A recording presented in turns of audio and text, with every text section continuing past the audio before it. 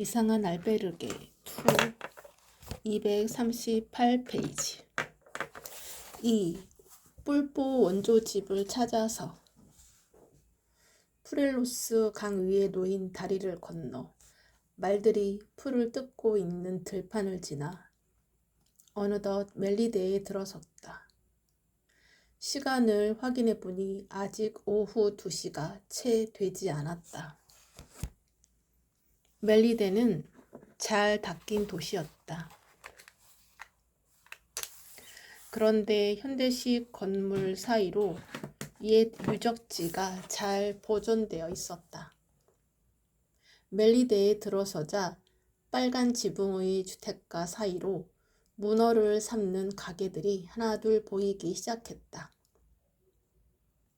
나는 멜리데에 왔으니 이곳에서 인기 있는 요리인 폴뽀를 카메라에 담아야겠다고 생각했다. 어느 가게가 좋을지 둘러보고 있는데 나를 부르는 소리가 들렸다. 부엔카미노 수연, 부엔카미노. 북치는 삼총사들이었다. 지난번처럼 북을 치고 있지는 않았다. 수연, 당신도 폴뽀 원조집을 찾아가는 건가요? 폴뽀 원조집이요? 네, 폴뽀 원조집으로 아주 유명한 곳이 이 근처에 있어요. 우리는 지금 그곳에서 오는 길이랍니다. 그렇군요. 안 그래도 어느 가게가 좋을지 찾는 중이었어요. 아, 잘 됐네요. 2번째 사거리에서 좌측으로 돌아 50m 정도 가면 식당이 보일 거예요. 감사합니다. 부엔카미노. 부엔카미노. 나는 유쾌한 삼총사와 헤어져 일단 식당의 위치와 분위기를 보기 위해 그들이 알려준 방향으로 걸어갔다. 사거리에 이르자 코너에 문어와 재미난 문양으로 새겨진 간판을 단 식당이 눈에 보였다. 주인인 듯한 남자가 식당 안에서 나를 보더니 어서 들어오라고 손짓했다. 언뜻 보기에 식당 내부도 무척 특이했는데 나는 찾아가려던 원조집은 잊어버린 채 일단 그 식당 안으로 들어갔다. 내부에는 이색적인 소품들이 가득했고 벽면에는 순례길 지도가 3개 지도와 함께 붙어 있었다. 그리고 식당 안쪽에는 작은 무대가 설치되어 있었는데 젬베와 우쿨렐레 등 각종 악기가 진열되어 있었다. 조명이 약간은 어둡지만 은은하게 무대와 식당 안을 구석구석 비추고 있었다. 여기 인테리어가 굉장히 독특하네요. 감사합니다. 오고 가는 순례자들이 즐거운 시간을 보낼 수 있도록 만들었지요. 오늘 멜리데에서 묵으실 건가요? 네. 그는 나에게 작은 전단지를 주었다. 악기 그림이 그려진 전단지에는 오늘 공연할 내용들이 적혀 있었다. 혹시 음악을 좋아하시면 오늘 저녁 7시에 공연이 열리니까 오세요. 이곳 멜리데에서는 나름 유명한 연주가들이랍니다. 나는 그의 말에 벽에 걸린 공연 사진을 가리키며 물었다.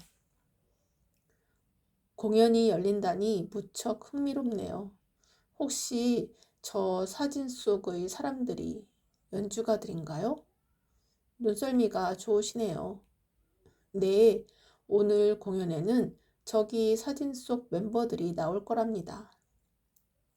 혹시 당신이 직접 연주하시는 건가요? 저 사진 속에 사장님도 계신 것 같은데요. 하하, 맞아요. 저도 오늘 밤에 함께 연주할 예정이랍니다. 아, 그러고 보니 이름이 어떻게 되시나요? 아직 이름도 물어보지를 않았군요. 저는 오수연이라고 합니다. 한국의 방송국 JBC JBS PD랍니다. 술래길을 촬영하고 있어요.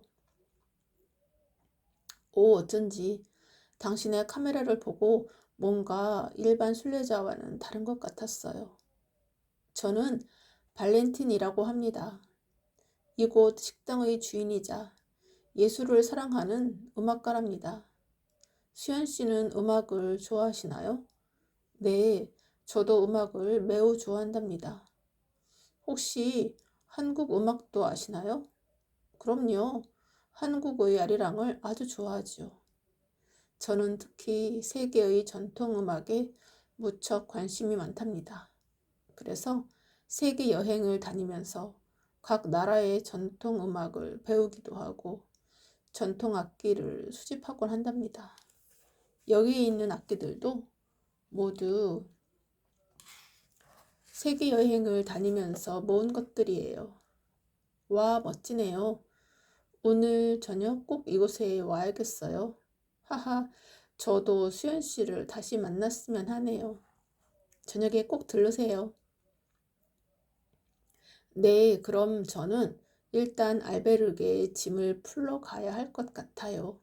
나중에 뵈어요. 벤 까미노. 나는 발렌틴과 헤어져 다시 걷기 시작했다. 나는 폴포 원조집은 잊어버린 채 질문 알베르게의 로고를 찾아 골목 안에서 헤매다가 겨우 질문 알베르게에 도착할 수 있었다. 이번 질문 알베르게는 도로에서 조금 벗어난 곳이어서 찾기가 무척 힘들었다. 만약 포르토 마린의 질문 알베르게에서 주소를 받지 않았다면 이곳을 찾지 못했을 것이다. 데스크에는 나보다 먼저 온 두 사람이 체크인하고 있었다. 알베르게 주인이 그들에게 1인실을 쓸 것인지 2인실을 쓸 것인지 물어보았다. 그들은 서로 친구였는지 2인실을 골랐다. 그들이 가고 나는 1인실로 체크인했다. 2층 방으로 올라가 짐을 정리한 후 촬영 장비를 챙겨 밖으로 나왔다. 나는 멜리데를 둘러보기 위해 카메라를 들고 큰 도로 쪽으로 향했다. 조금 걷다 보니 하얀색 건물로 된 옷가게가 눈에 띄었다. 현대적으로 인테리어가 된 내부에는 은은한 조명 아래 색색의 옷들이 조화롭게 진열되어 있었다. 지금까지 보아온 가게들보다 훨씬 세련되고 고급스러웠다. 게다가 옷가게는 좌우로 위치한 폴포 식당들과 대비를 이루어서 더욱 눈에 잘 띄었다. 폴포 식당의 문어 그림을 보니 잊고 있었던 폴포 원조집이 생각났다. 나는 삼총사들이 알려준 원조집을 찾아갔다. 오픈된 주방에서는 사골국을 끓이듯이 문어를 삶고 있었다. 큼직하고 쫄깃한 문어에 특유의 소스를 뿌려서 바게트와 함께 나왔는데 그 맛이 일품이었다.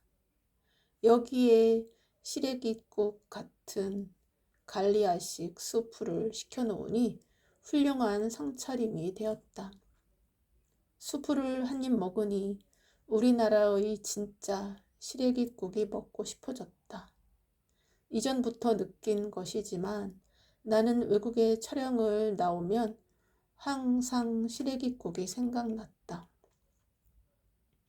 한국에서는 별로 좋아하지 않는 음식인데도 유독 외국에만 나오면 시래기국이 생각나는 건 무엇일까? 카메라의 화면을 이곳 폴포 식당들의 분위기와 먹음직스러운 음식으로 가득 채워놓고 동시에 내 배도 기분 좋게 채우고 난 후 다시 마을을 둘러보기 위해 식당 밖으로 나왔다. 마을 광장에서는 지역 축제가 열리고 있었다. 한 여성이 무대 위에서 흥겹게 노래를 부르고 있었다. 한쪽에선 마을 주민들이 멋진 옷을 입고 춤을 추고 있었는데 그들을 보니 오늘 저녁 레스토랑에서 있을 공연이 생각났다. 축제를 즐기는 주민들 사이로 큰 배낭을 짊어진 순례자들이 합류했다. 그 중에는 숙소에서 신는 슬리퍼를 배낭에 매달고 있는 사람도 있었고, 목에 수건을 걸친 사람들도 있었다. 그 행색이 잘 차려입은 주민들과는 너무 차이가 나서 이질감마저 느껴졌다. 나는 축제의 흥겨운 풍경을 카메라에 담은 뒤 휴식을 취하기 위해 잠시 쉴 만한 곳을 찾고 있었다. 그때 맞은편에서 배낭을 메고 말끔하게 정장을 차려입은 갈색 머리의 중년 남성이 걸어오고 있었다. 짊어진 배낭과 그의 차림새가 묘한 대비를 이루었다. 나는 그 모습에 호기심을 참지 못하고 그에게 다가가 인터뷰를 요청했다. 부엔 까미노, 부엔 까미노. 안녕하세요. 저는 한국에서 온 오수연이라고 합니다. 네, 안녕하세요. 저는 미카엘이라고 합니다. 미카엘 씨의 옷이 눈에 띄어 이렇게 말을 걸게 되었어요. 저는 한국 JBS 방송국의 PD랍니다. 순례길을 촬영하고 있는데 인터뷰를 요청해도 될까요? 네, 그러시죠. 미카엘 씨의 모습은 일반 순례자들과는 조금 다른 것 같아요. 순례길을 걷기에는 조금 불편할 것 같기도 한데 정장을 입는 이유가 따로 있나요? 하하, 수연 씨의 말처럼 이 옷이 먼 길을 걷기에는 어울리지 않을 수도 있지요. 하지만 저는 이 순례길 위에서의 시간이 매 순간 하느님을 만나는 시간이라고 생각한답니다. 우리가 성당을 찾을 때면 옷을 차려입고 가잖아요. 마찬가지로 순례길에서도 옷차림에 신경 써야 할 것 같았어요. 그래서 이렇게 정장을 입고 걷고 있답니다. 하하. 그렇군요. 오랫동안 길을 걸으니 편한 복장만 생각했는데 말씀을 들으니 새롭네요. 그런 부분은 생각해 보지 못한 것 같아요. 미카엘 씨는 어떤 이유로 순례길을 찾게 되셨나요? 카톨릭 신자라면 그렇듯이 저도 순례길을 항상 꿈꿔왔답니다. 하지만 도무지 시간을 내기가 어려웠어요. 그리고 이번에 겨우 일주일 정도 시간이 나서 순례길에 올 수 있었답니다. 그래서 사리아에서 출발했지요. 나는 미카엘에게 몇 가지를 더 질문하고는 인터뷰를 마쳤다. 그리고 다시 길을 걸어가는 미카엘의 뒷모습을 보니 그 옆을 지나가는 다른 순례자들의 모습과 대비가 되어 더욱 눈에 띄었다. 사실 길고 험난한 순례길을 걷다 보면 깔끔하게 옷을 차려입고 다니기는 쉽지 않다. 매일 땀과 먼지에 옷은 더러워지기 일쑤였다. 그런 까닭에 순례자들은 후줄근한 행색도 아랑곳하지 않았고 오히려 땀으로 절은 옷들을 당연한 듯 입고 다녔다. 그리고 고생을 훈정처럼 여기는 듯 허름하고 아무렇게나 옷을 걸친 순례자들이 더 당당하게 보였다. 오히려 순례자들 사이에서는 말끔하게 옷을 입고 다니는 건 초보 순례자들처럼 보여지기도 했다. 하지만 오늘 미카엘과 이야기를 나누다 보니 순례길에서의 옷차림이 어떠해야 하는지에 대한 의문이 생겼다. 미카엘의 정장이 이 순례길에 더 잘 어울리는 옷차림일까? 일반 순례자들의 복장이 이 순례길의 의미에 더 맞는 것일까? 그 순간 등산 바지에 아웃도어 점퍼를 입고 있는 내 모습이 쇼윈도에 비쳤다. 부르고스에 이어 내 모습이 어색해 보이는 건 두 번째였다. 미카엘과의 인터뷰 때문인지 오늘따라 내가 더 꼬질꼬질해 보였다. 대부분의 방송국 PD는 스포트라이트를 받는 아나운서와 배우들에 비해 초라해 보일 정도로 외모에는 신경 쓸 여유가 없었다. 그에 비하면 나는 밤샘 작업할 때를 제외하고는 일할 때에도 옷이나 머리 등 단정한 외모를 유지하려고 꽤 신경을 쓰는 편이었다.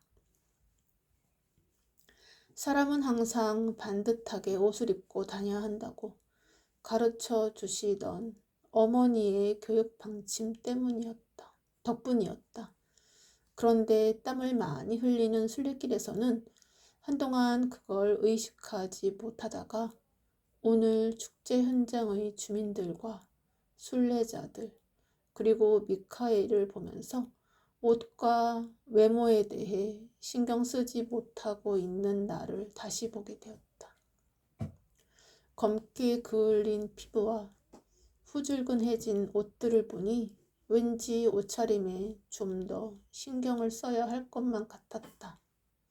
오늘 공연을 보러 갈 때도 깨끗한 옷을 입고 가면 좋을 것 같다는 생각이 들었다.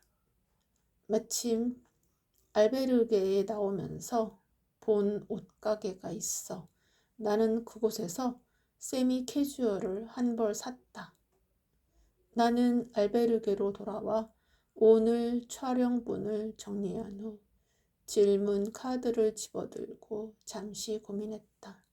오늘은 무엇을 질문할까? 질문하고 싶은 것들이 몇 가지가 떠올랐지만 선뜻 어떤 질문을 할지 쉽게 정할 수 없었다. 시계를 보니 공연 시간이 가까워지고 있었다.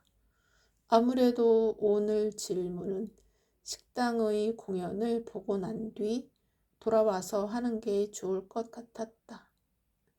나는 질문 카드를 다시 테이블에 내려놓고 새로 산 옷으로 갈아입은 후 알베르게를 나섰다.